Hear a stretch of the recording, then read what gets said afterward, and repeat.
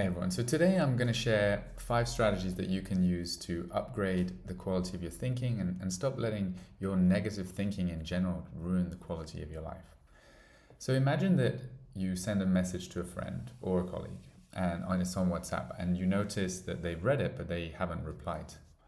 And so the quality of your thinking in that moment is going to determine how that situation is going to impact you, right? So if you have a low quality of thinking, you might think, oh my god, they're ignoring me, or I've said something wrong. You might start ruminating and overthinking of like previous things you've said to them and stuff like that. But if you have a higher quality of thinking, you might be like, oh, they must be busy, and you won't necessarily engage in more than that, and you'll get on with your life, right? So the quality of your thinking like really determines the quality of your life. And I personally spent a lot of my time in negative thoughts. It's what led to me having my first bout of anxiety when I worked at Google. It's also what led to me burning out when I was working at Uber.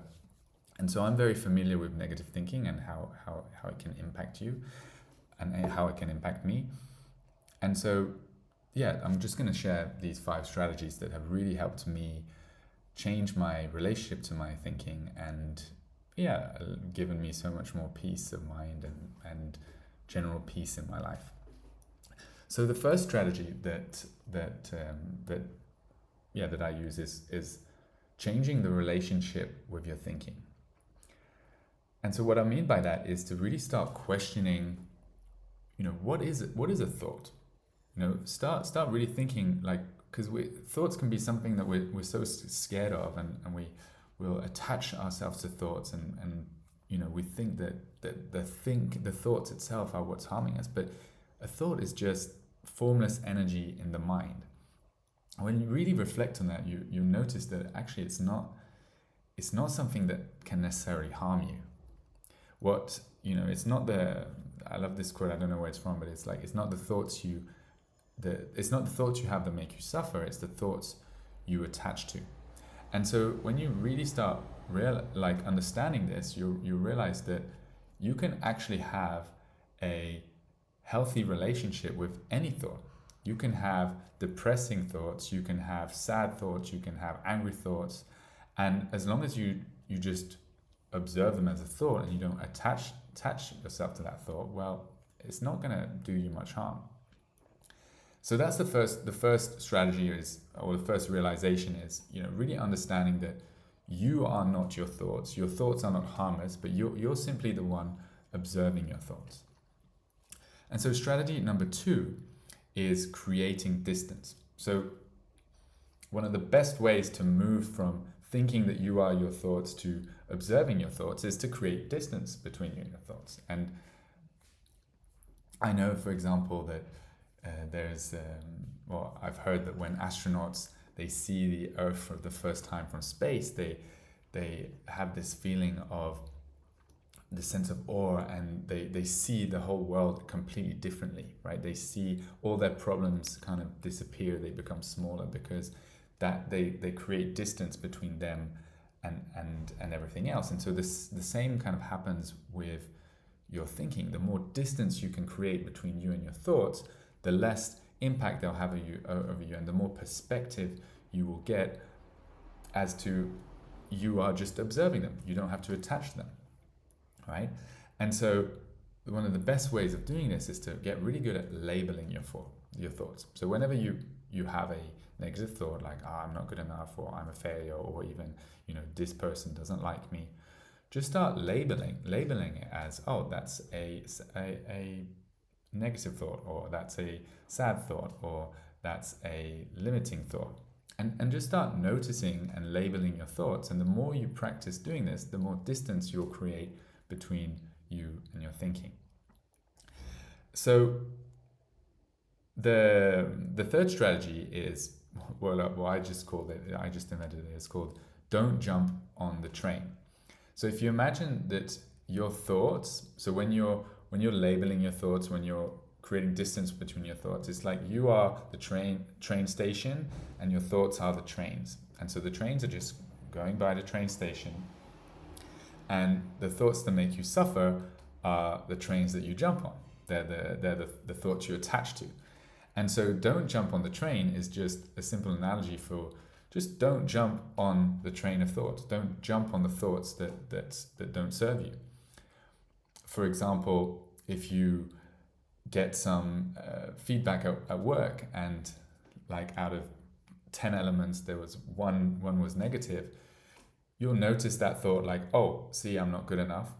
And jumping on the train would be the equivalent of either agreeing with it and coming up with examples why that's true, or even arguing with it, or even saying, no, I am good enough. Like that's the equivalent of jumping on the train, because you're attaching to that thought, you're making that thought real. And so the key to elevating your thinking and having better thoughts is actually just allowing that train to pass so that you can actually have a healthier thought. It's not about arguing or trying to change or trying to fix that thought. It's simply just letting it be.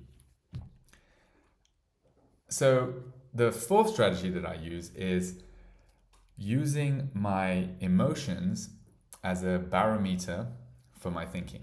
So every thought that you have will have a feeling attached to it. So if you're feeling angry, if you're feeling resentful, if you're feeling sad, well, the thoughts that you're having are probably low quality thinking. And so I just use this as a barometer for the quality of my thinking. So if I'm feeling sad or if I'm feeling down, well, I will know that the quality of my thinking is low. So naturally, I'll be less inclined to believe my thoughts because I know that. So it's simply using my emotional state and how I feel as an indicator for the quality of my thinking.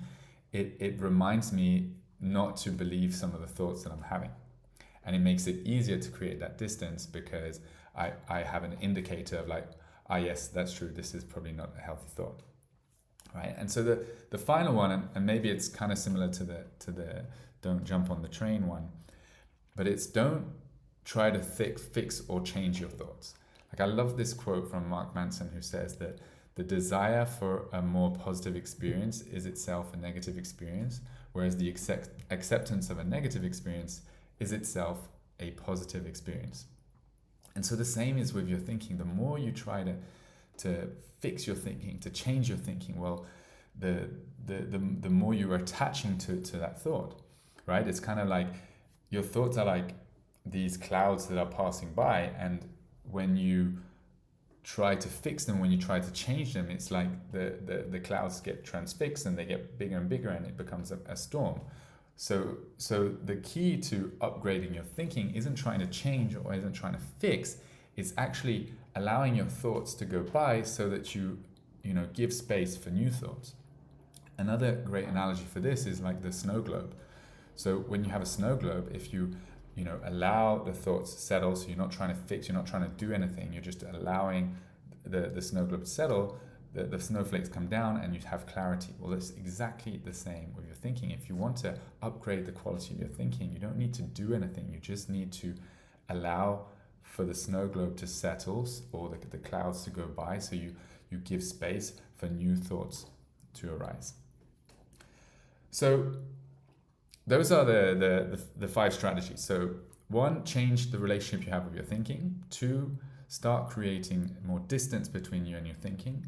3, don't jump on the train. 4, use your emotions as a barometer for your thinking. And 5, don't try to fix or change your experience. So I really hope that you find these useful. If you have any questions about them, don't hesitate to reach out or mention them in the comments. And yeah, feel free to, or don't forget to subscribe if you haven't already.